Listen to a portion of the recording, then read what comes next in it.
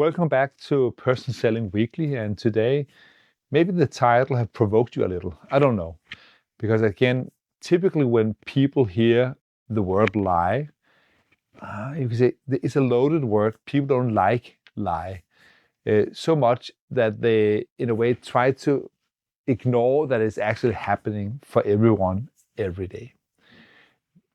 A few years back, I heard that some psychologists did a study where they basically found out that on average, people are lying around 4 times a day.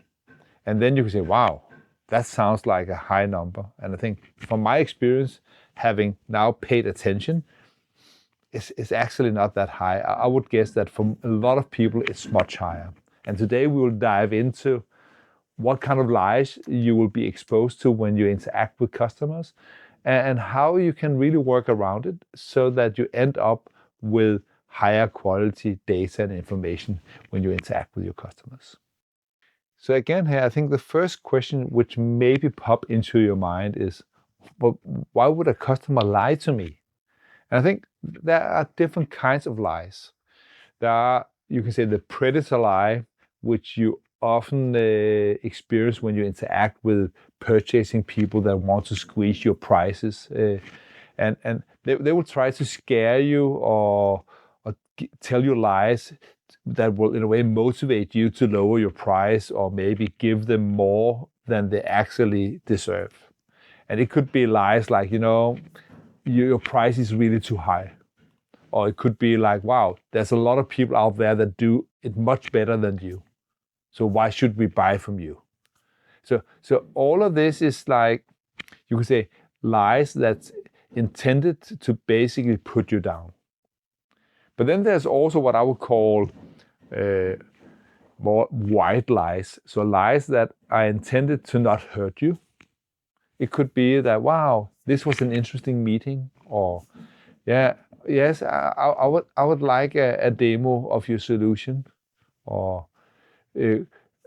would you like to meet with me again? Yes, we can meet maybe beginning of next year. And I think the reason why you face these white lies, or you could say lies that are intended to basically not hurt you, is because your customers are, most of them at least, are kind people, they're nice people, and they rather lie to you than running the risk that you become offended or maybe even sad or hurt. Because most people don't want to hurt other people. And again, as a salesperson, it's really, really necessary that you're able to pick up these kind lies, you could call it.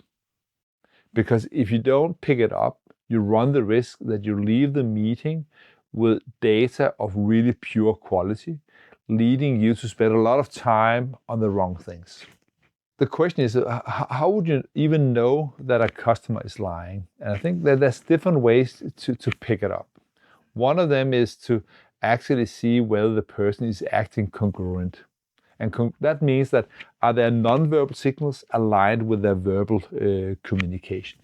And very often when you see a discrepancy between what the customer is sending you of signals and what they're saying, my advice to you is that you should much more believe what they're communicating nonverbally than what they're saying with their words.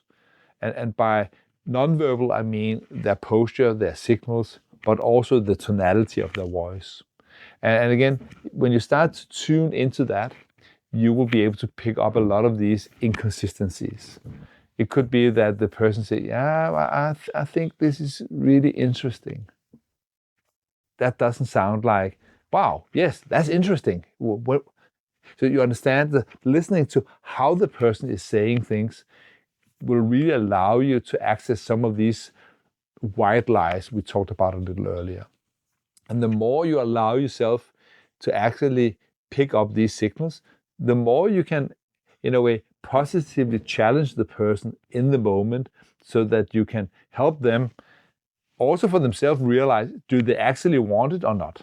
So that you don't have a customer that asks for a sample because they were not really confident saying no to you. They get the samples, they don't test the sample, and now they feel bad about not doing what they have promised, and then they will start to avoid you, and suddenly there's a disconnect between you and this potential customer.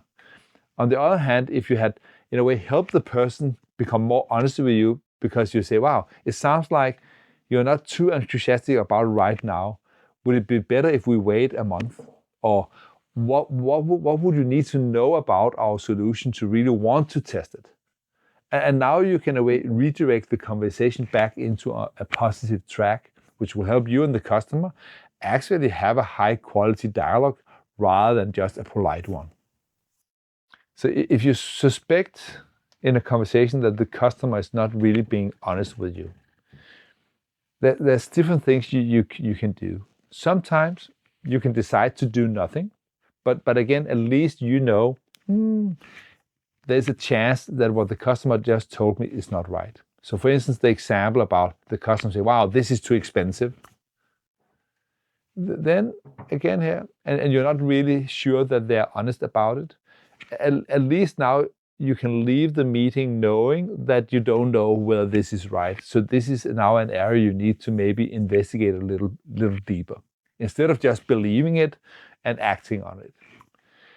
There's other situations where I would advise you to basically challenge the customer in a polite way and say, wow, so you say our price is too high.